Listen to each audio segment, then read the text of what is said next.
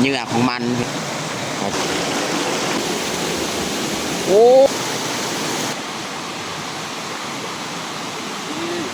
พันพี่น้อง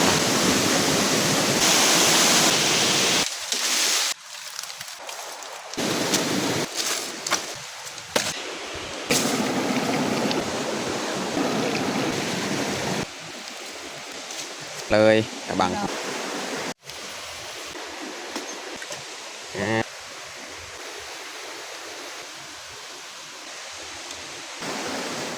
อย่าลืมกดไลค์กดแชร์และกดติดตามเด้อพี่น้อง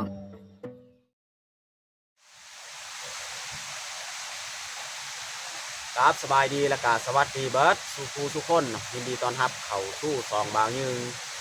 สำหรับมื้อนี้แมนคอยพาเมียเข้าห้วยหาอยู่หากินว่าเฮาทางป้าเฮ็ดให้กะลายมือลายวันแล้วก็เลยเปลี่ยนบรรยากาศพาเมียลองหาตึกปลาตึกเป็ดตามห้วยว่าอยู่ให้อยู่หน้ากะต้นแล้วก็เลยเปลี่ยนบรรยากาศมื้อนี้จะลองมาใช้ชีวิตตามห้วยแล้วก็หากินข้าวกินน้ำตามห้วยแล้วจึงคอยกระบาดเนาะเอาโอเคมีแต่ทุกคนติดตามเบิ้งติดตามชมเนาะสำหรับวันนี้เราสีไปตึกเบ็ดแล้วก็ชมบรรยากาศมาสาดตามห้วยตามปลาเนาะแต่ทุกคนติดตามเบิ้งติดตามชมกับพวกเราได้ยาวๆเลยนี่แถวนี้ก็เป็นปลากล้วยตอนนี้กะสีสวยๆแล้วเพราะว่าเขายางมาแต่บ้านกะไกลเติบจนมาหอดหัวอันนี้นี่ชั่วโมงปลายเลยเขายางมาตอนนี้เขากะสีเข้าห่วยเลยสิไปหาตัดคันเบ็ดก้อนนะพี่น้องเนาะหาตัดคันเบ็ดเขาสิลองหาซีดเบ็ดตามห่วยนี่แหละนี่ห่วยนี่ถึงเลยเข้าไปหากินหายากเรื่องมานบ่มานกะเป็นอีกเรื่องหนึ่งบุคูว่าเป็นอะไรมือนี้เสียจำจุแจวจังหน่อยเพราะว่าบางยืนกะดนบ่เคยลงห้วยลงน้ำ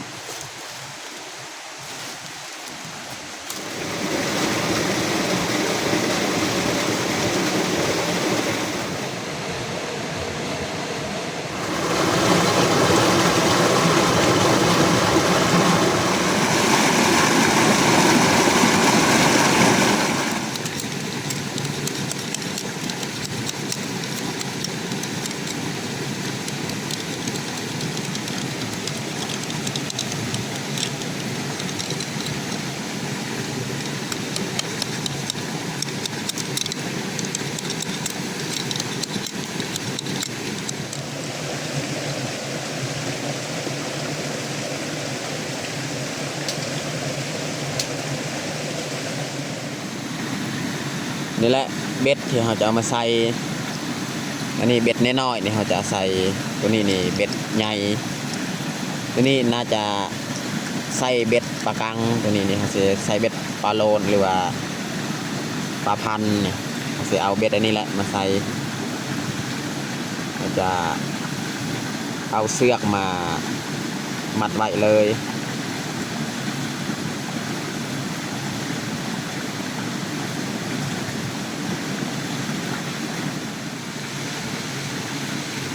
อันนี้เขาจะมัดเสือกใส่คันมาเลยใส่คันเบ็ดเรียบร้อย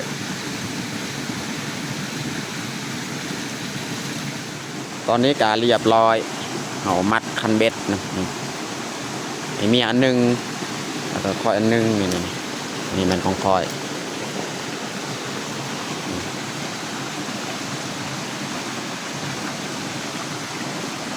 เอาสีเลาะซีเบ็ดตามหัวนี่แหละเป็นเพิงเลยพี่คุณนะพี่น้องเนาะแต่ว่าซีสวยๆเลยนี่ตอนนี้กับเวลา10 โมงเลยบุฮูว่าซีได้ของกินหรือบอจังหน่อยเนาะ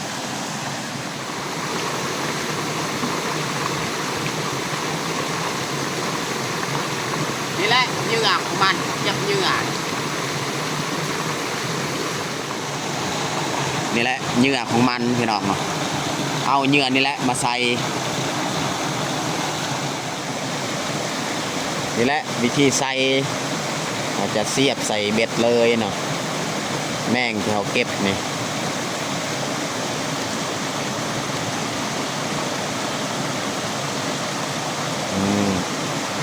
เรียบร้อยแล้วแบบนี้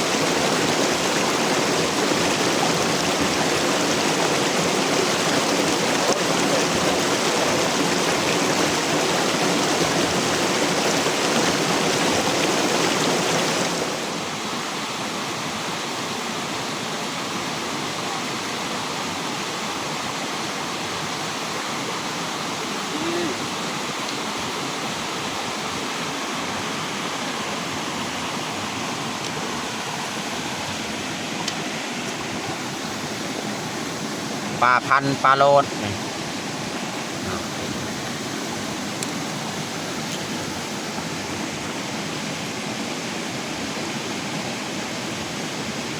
เอาสีแกะออกเลยเนี่ย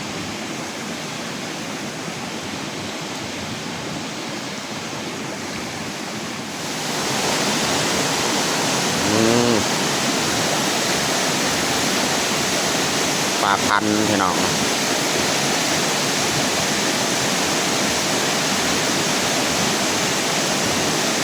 สำนี้แหละสุดใหญ่แต่ว่าก็มีกว่านี้ก็มีอีก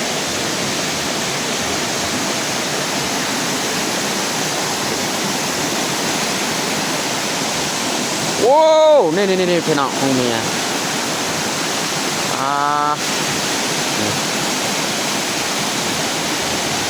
สุดเลยทั้งนี้นี่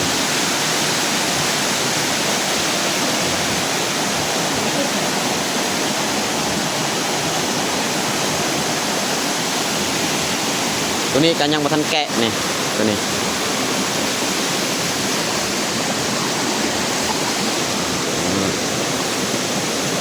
เขาบ่ได้คามันเขาจะเอาไว้ใส่ยางเลยนี่ยังโตเป็นโอ้แกะกะยากพี่น้องเอาแกงเอาไว้ใส่หั่นเลยแกะทางยางนี่ก่อน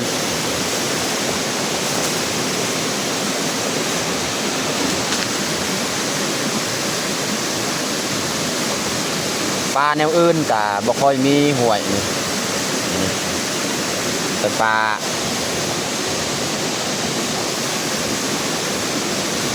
าพันธุ์นี่แหละจะมี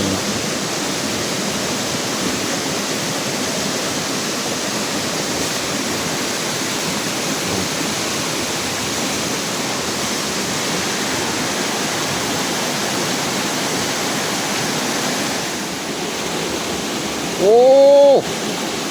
มันนี่ของน้องมุกดาก็ได้ตัวหนึ่งแล้วปลาพันธุ์ตัวใหญ่เลยนี่ใหญ่สุดเลยพี่น้องนี่ปลาพันธุ์นี่ใหญ่สุดเอาแกะเลยคอยแกะได้จะน้อยลุดได้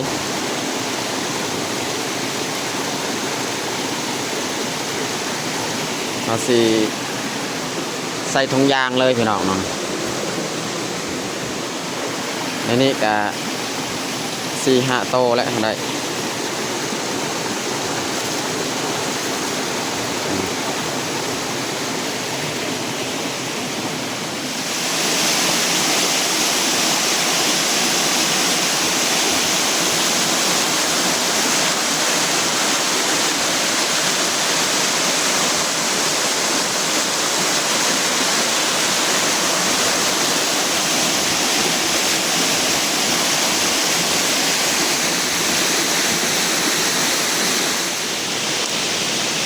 เมียเก็บหมักเดือเนี่ย เทิงก็มีเรือ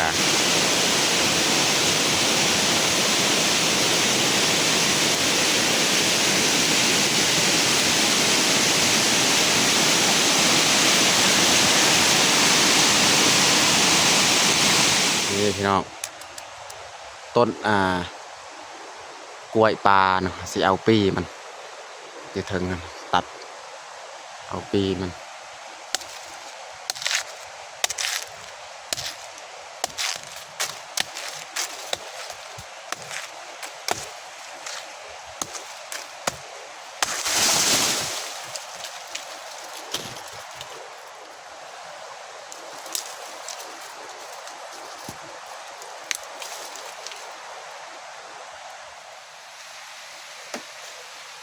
เอาดอกตั้ง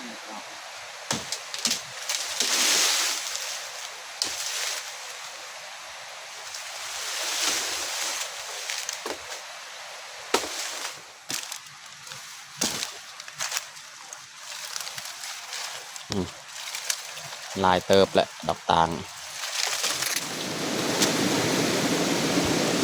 ปีกล้วย3 หน่วยเนี่ย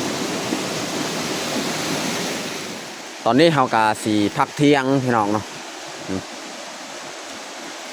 วันนี้แหละพี่น้องนี่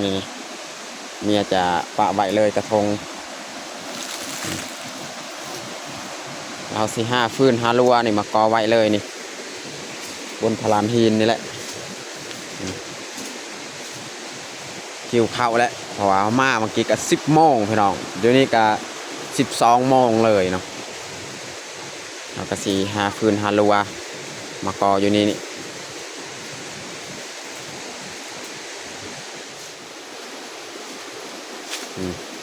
เดี๋ยวจะหาฟืน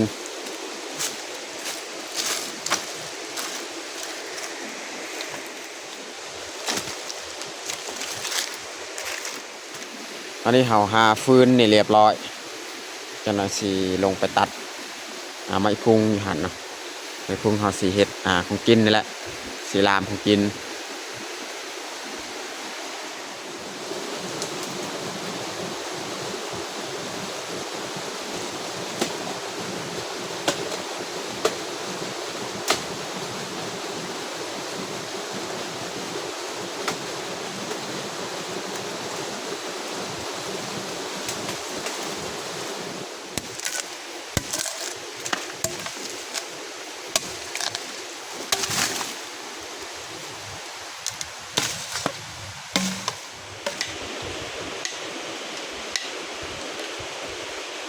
นี่แหละกระบังของเฮาสิ่งนี้แหละ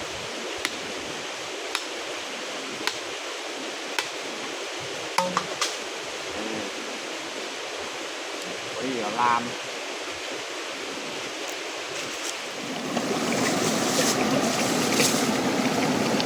นี่แหละปลาของเฮาพี่น้องวันนี้ทำอาหารเที่ยงมื้อนี้แหละปลาพัน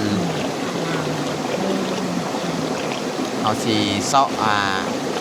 ใส่มันออกเนาะ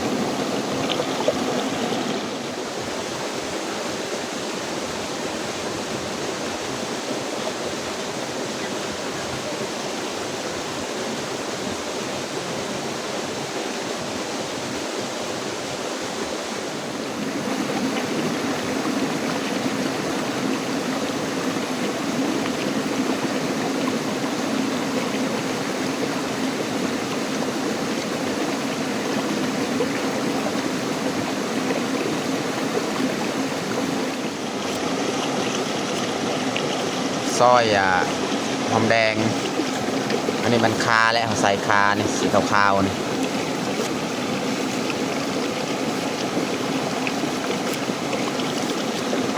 เอาสีลามเอาพี่น้องเนาะได้แล้วสำคัญไม่ได้เอาสีปรุงหมักพริกนะหรือว่าแจว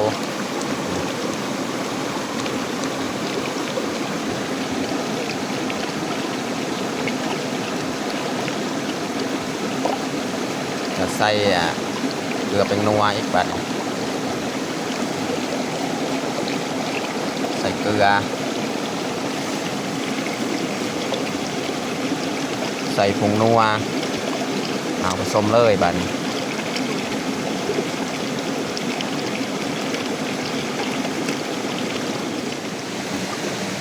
ปัด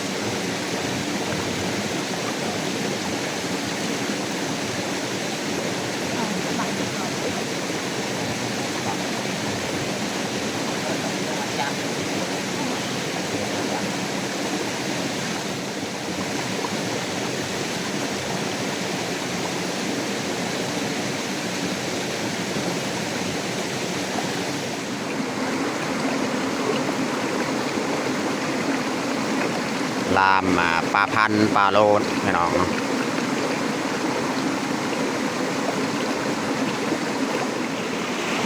ตอนนี้ก็เรียบร้อยเอายัดใส่กระบังเลยเนาะเดี๋ยวเราสิเตรียมเอาไปลามจังหน่อยเนาะเอาใบตองเนี่ยแล้วก็มาปิดปากกระบังเนาะ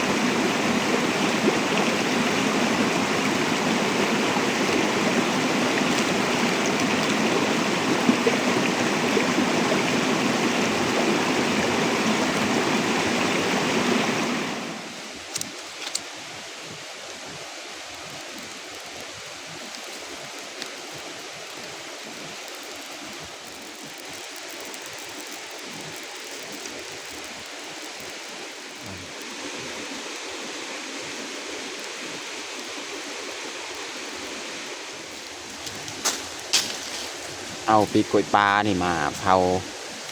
มาชีเลย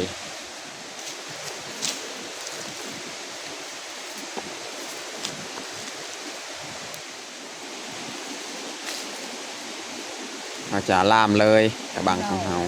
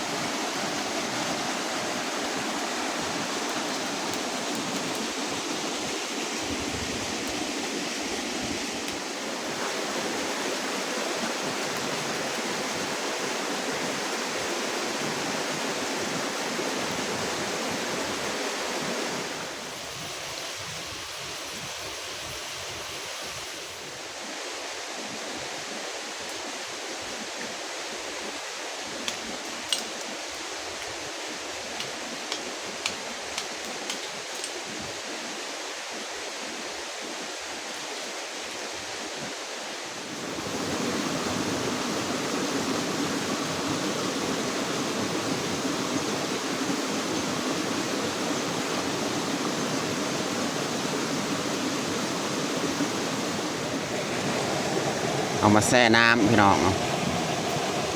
มันเย็น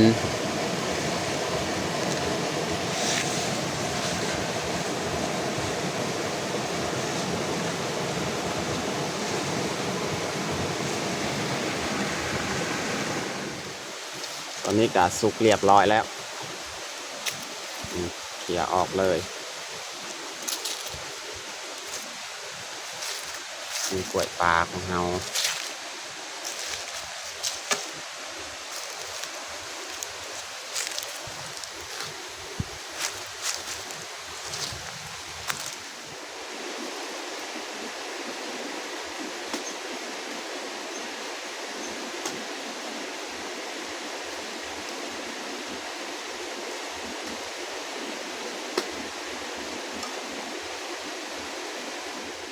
ไม่ได้เฮาซีเท่เลยของกินของเฮาเนาะพี่น้องเนาะ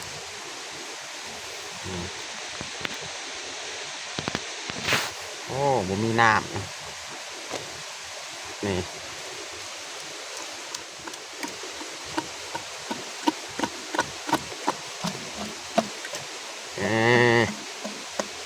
ย่างได้พี่น้องเลยย่างก็ทะเลบัดไปบัดแล้วปาดเลย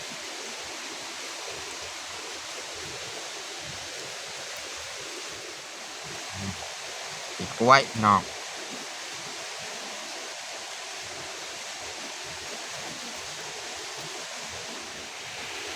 นี่หมักเดือนี่มันดอกตางโตดิบเนาะตัวสุกก็มีเขาจีน ตัวนี้เขาเผาเขาจี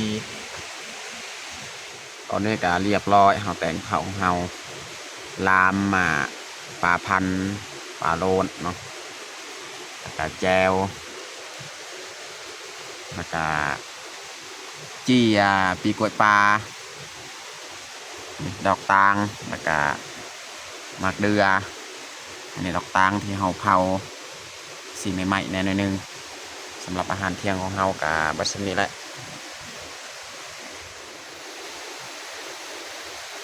ตอนนี้ก็เรียบร้อยเฮาแต่งข้าวของเฮา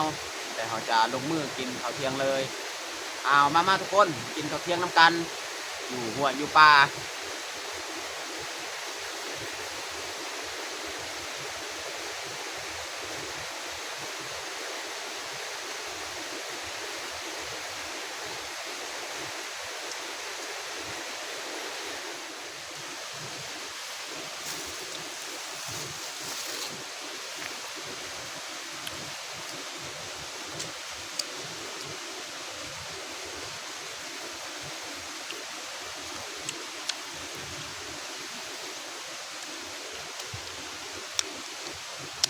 ปีกล้วยปลานี่มันดีปีกล้วยปลาจี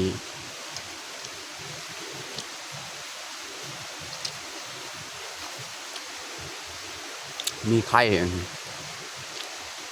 ปาน